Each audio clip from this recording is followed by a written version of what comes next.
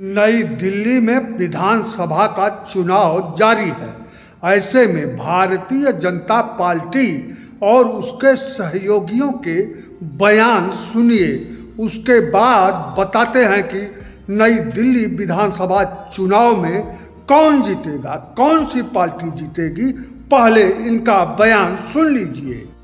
अरे ये मार्लिना, ये तो सिंह बन गई भैया, चेहरा ही नाम बदल दिया। केजरीवाल ने बच्चों की कसम खाई थी, भ्रष्टाचारी कांग्रेस के साथ नहीं जाऊंगा। मार्लिना ने बाप बदल दिया, पहले मार्लिना थी अब सिंह हो गई। ये इनका चरित्र है। इतने बीमार रहते हैं कि बिना सहारे के चल नहीं पाते हैं।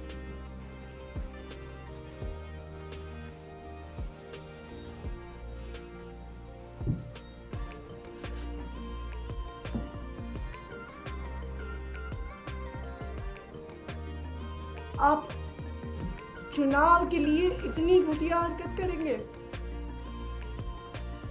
कैसे बुजुर्ग व्यक्ति को गालियां देने पे उतर आएंगे?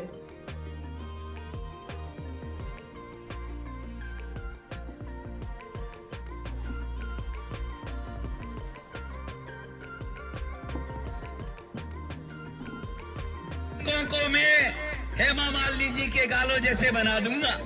लालू ने झूठ बोला था, नहीं बना पाया, लेकिन मैं आपको विश्वास दिलाता हूं, जैसे ओखले की सड़कें हमने बना दिए, संगम बिहार की सड़कें बना दिए, इसी प्रकार से कालकाजी भी सुधार कैंप के सामने वाली, बराबर वाली, अंदर वाली सारी की सारी सड़कें प्रियंका गांधी के गाल जैसे जरूर बना देंगे। हेमा मालिनी जी महिला है नहीं है, पहले जिसने गलती की पहले वो माफी मांगेगा ना। पहले अगर ये गलती है और किसी ने माफी मांगी, हेमा मालिनी जी महिला है नहीं है, एक साधारण परिवार की निकलकर एक महिला और एक दुनिया में भारत का नाम रोशन करती है, वो महिला नहीं है। और एक खानदान में पैदा हुई वो महिला है।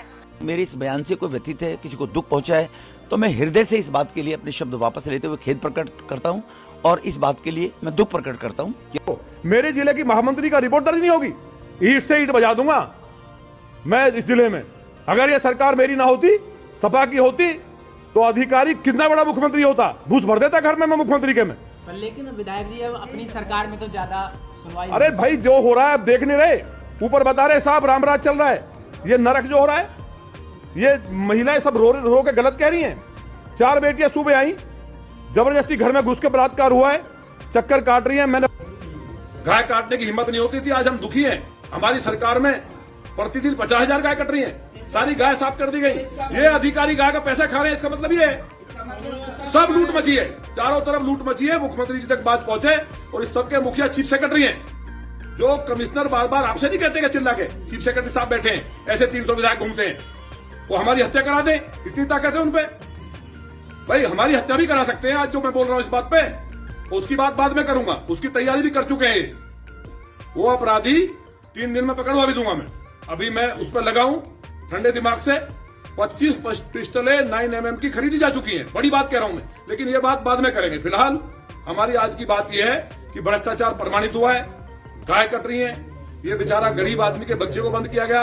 तो हम कोई सीपी से हमारा बैर नहीं है, कोई चीफ सेक्रेटरी से हमारा कोई बैर नहीं है, ना हम कभी मिले हैं, ना बात करते हैं हम ज्यादा। हम जनता की लड़ाई लड़ रहे हैं। तो जिम्मेवारी, जैसे शास्त्री जी ने एक कर्मचारी के 25 पैसे की गड़बड़ हुई तो खुद रेल मंत्री रहते हुए रिजाइन। लेकिन मैं एसटीएफ को भी बता देना चाहता हूं, तुम्हारा नाम स्पेशल टास्क फोर्स है ना, तो मेरा नाम आशीष पटेल है। तुम पैर पे गोली मारते हो ना, औकात हो तो सीने पे मेरे गोली मार के दिखाओ। दिल्ली विधानसभा चुनाव का समर जारी है और राजनेताओं के बोल कुबोल भी जारी हैं। आप पार्टी को आपदा बताया जा रहा है तो भाजपा को भारतीय झूठा पार्टी बताया जा रहा है। कांग्रेस को भाजपा अछूत पार्टी बता रही है, भारतीय जनता पार्टी को कांग्रेस झूठ पार्टी बता रही है।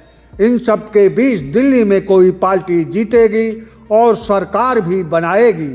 दिल्ली विधानसभा चुनाव में कौन जीतेगा और क्यों जीतेगा, यह जानने से पहले जानिए, जब पूरे भारतवर्ष में कांग्रेस पार्टी जीतती थी, केंद्र में कांग्रेस पार्टी की सरकार थी, तब दिल्ली में भाजपा की सरकार हुआ करती थी, और जब 10 साल से पूरे देश में भाजपा जीत रही है, केंद्र में भाजपा की सरकार है, तब दिल्ली में आम आदमी पार्टी की सरकार 10 साल से है।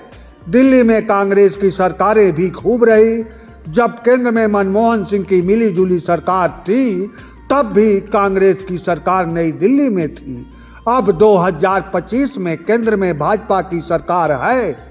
कांग्रेस और आम आदमी पार्टी दोनों भाजपा केंद्रीय सरकार की विरोधी पार्टियां हैं। इस लिहाज से कांग्रेस या आम आदमी पार्टी को विजयी होना चाहिए, लेकिन ऐसा नहीं हो सकता। यह संभावना है, लेकिन ऐसा हुआ तो इसका योगदान गृह मंत्री अमित शाह के संसद भवन में अंबेडकर नाम को फैशन बताने वाले बयान को जाएगा, और रमेश भिदुरी के बयान को भी श्रेय मिलेगा।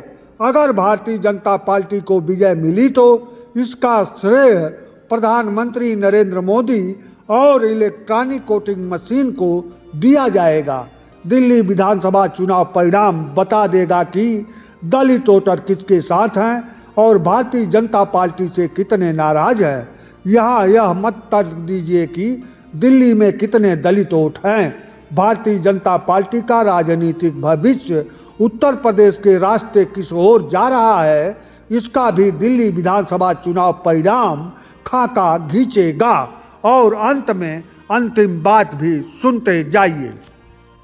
परिणाम चाहे जो आए, लेकिन राजनीतिक करवट का समय जारी है, जो इस विधानसभा चुनाव के परिणाम से शुरू होगा।